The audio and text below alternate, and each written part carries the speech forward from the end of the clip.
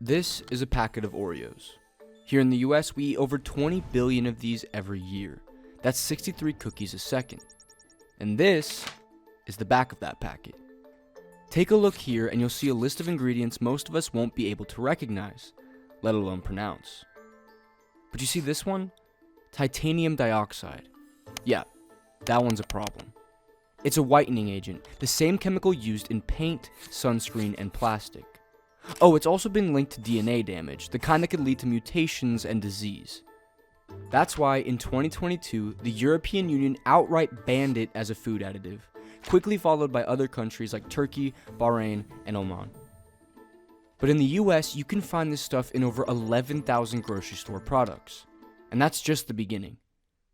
Because titanium dioxide is literally just one of the thousands of chemical additives that have quietly made their way into the food we eat every day. Substances that are either banned or labeled overseas we're unknowingly consuming every day, and it's likely causing us irreversible health problems. Can we say for sure that these differences in regulations mean that people in the US have developed cancers that they would not have developed if they'd been eating only in Europe? I think that is almost certainly the conclusion that we could reach. But here's the strange part. Even without the potentially dangerous additives, the European versions of our favorite foods often look and taste exactly the same. We can't tell the difference. They figured out how to make delicious, high-quality food without the cocktail of chemicals. And I'll show you exactly how they do it later. But before we get there, we first have to answer a much more disturbing question. How did our food become so toxic in the first place? It all started after World War II, when both the US and Europe stood on the edge of a food revolution. Factories that once built tanks and bombers were retooled to churn out frozen dinners, sliced bread, and shelf-stable snacks. And on both sides of the Atlantic, the future of food looked bright and chemically enhanced. Grocery store shelves overflowed with lab-born flavors, synthetic colors, and year-round produce. But there was a problem. Nobody really knew what was in any of it. At first, neither the US nor Europe had a system for regulating this new chemical buffet. Then, in 1958, the US introduced something called GRAS, generally recognized as safe. And on paper, it looked like a step towards safer food.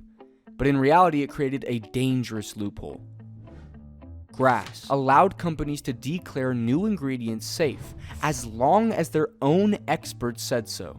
And over 60 years later, this self-regulated system is still the foundation of US food standards, which is a serious problem. Because since 2000, 99% of food chemicals introduced have never been independently reviewed by the FDA. There are more than 10,000 chemicals and additives allowed in food in the U.S., often in small amounts, but many have not been evaluated by the FDA in decades. With GRAS, the U.S. chose reactive regulation, and at first the Europeans did the same thing. But that quickly changed. Because in the mid-90s, mad cow disease swept through the UK. Tens of thousands of animals were infected, leading to the culling of millions of cattle to control the spread. But by then, it was already too late. We have eaten somewhere in the region of 750,000 infected cattle. 178 people died from the disease, confidence in beef tanked, and public outrage flipped Europe's food policy on its head. By 2002, the EU passed the General Food Law and created the European Food Safety Authority. At its core was the precautionary principle, meaning if there was any evidence or uncertainty that an ingredient might cause harm, it wouldn't be allowed in production. And after that, everything changed. While the US quietly let thousands of new additives slip into everyday foods, Europe pulled products off shelves at the first sign of risk. And over time, the difference this has had on our household staples has been profound. Take bread, for example. An essential found in every grocery store, restaurant, and lunchbox across the Western world. And while it looks deliciously harmless, in the US that perfect golden rise often comes with a hidden ingredient, potassium bromate. It's added to the flour to make the dough rise higher, faster, and more evenly. It's cheap, effective, and for decades it's been quietly slipped into everything from sandwich bread to pizza crusts. And that's a problem. Because outside of baking, potassium bromate is also used in textile dyeing, chemical labs, and military explosives. But even more alarmingly, it's been linked with some serious health implications. Potassium bromate is a suspected carcinogen that's banned for human consumption in Europe as well as China and India, but legal in the US, where it's used by some food makers to strengthen dough and estimated to be present in over 100 products. The FDA insists it's safe in small amounts as long as it's fully baked out. They've even compared it to salt. But the World Health Organization has a very different opinion. They've labeled it as a genotoxic carcinogen, a substance that can damage DNA and cause cancer, and one that has no place in food production. Oh, and by the way, potassium bromate is probably not the only chemical hiding in your bread. Take another look at that list of ingredients and you might spot azodicarbonamide, or ADA. It's a dough conditioner used to make bread soft and fluffy. But when ADA is baked, which it always is, it can break down into urethane, a chemical linked to cancer risk and respiratory problems. This stuff made headlines in 2014 when online activist Food Babe launched a viral petition against Subway for using ADA, which amassed 50,000 signatures within 24 hours. New tonight, sandwich giant Subway makes a major announcement. A dough conditioner, an ingredient that's also found in yoga mats and other plastic products, is being removed from their bread. In the US, it took national outrage to get this stuff removed from the biggest food chain in the country. Whereas in Europe, both potassium bromate and ADA have been outright banned since the early 2000s. Instead, bakers here, Subway included, use safer alternatives like ascorbic acid, also known as vitamin C. Turns out, you don't need cancer-causing chemicals to make bread delicious. But these additives aren't just in our food.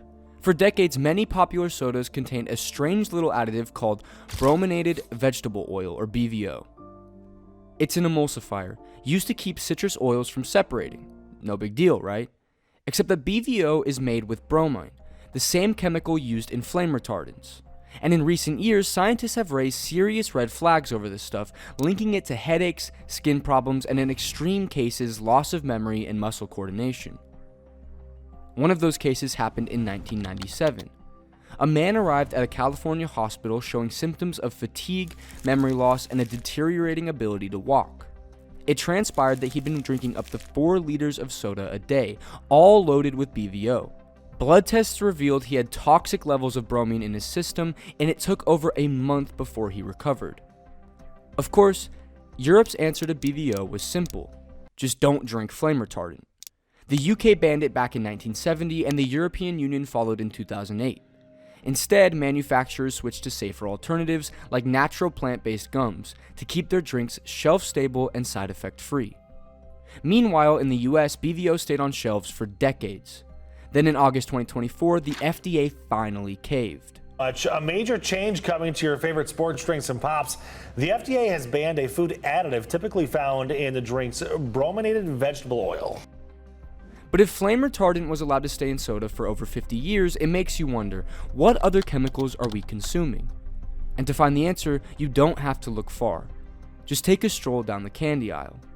All those neon candies are probably affecting your kids more than you could imagine. In the US, these artificial food dyes are everywhere and have more in common with car fuel than actual food. They are man-made, petroleum-based, and banned in many countries. They provide no nutritional value, and many have been linked to cancer.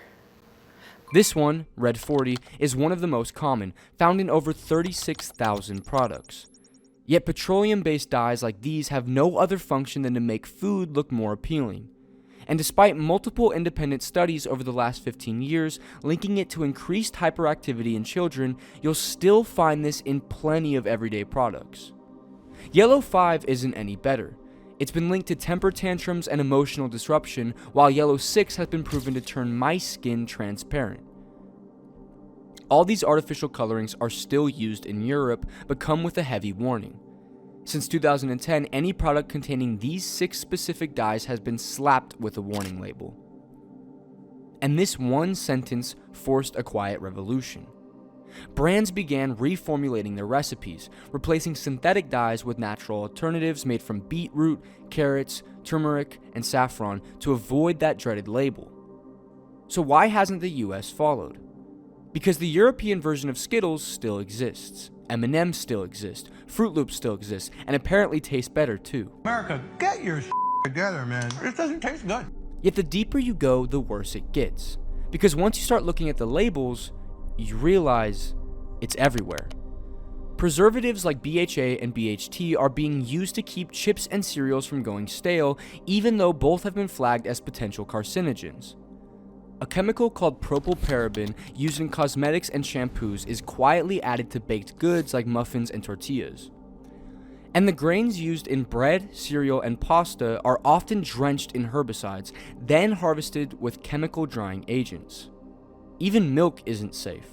Our dairy products come from cows treated with synthetic growth hormones, a practice banned across Europe. But maybe most disturbing of all, in some cases, the Europeans are regulating what their animals consume more closely than the stuff we're eating.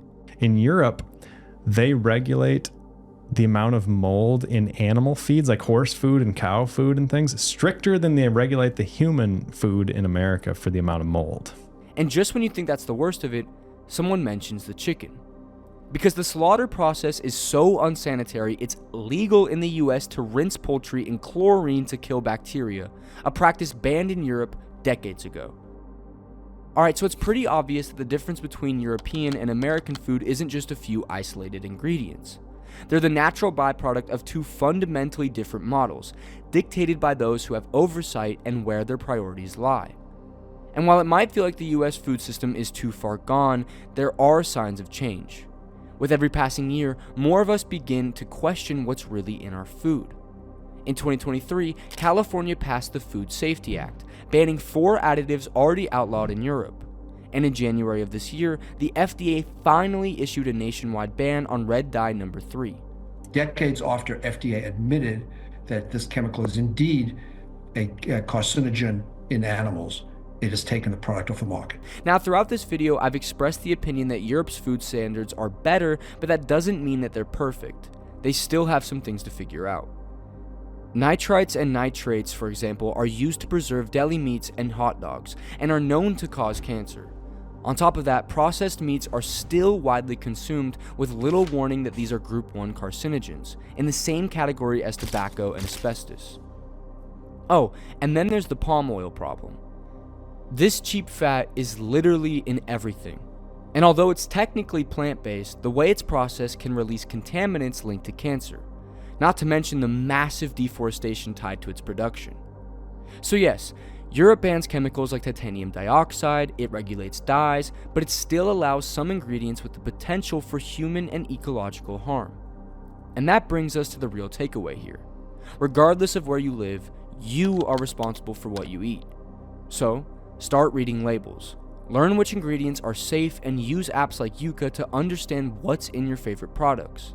And as a general rule, if you don't know what's inside it, just don't buy it.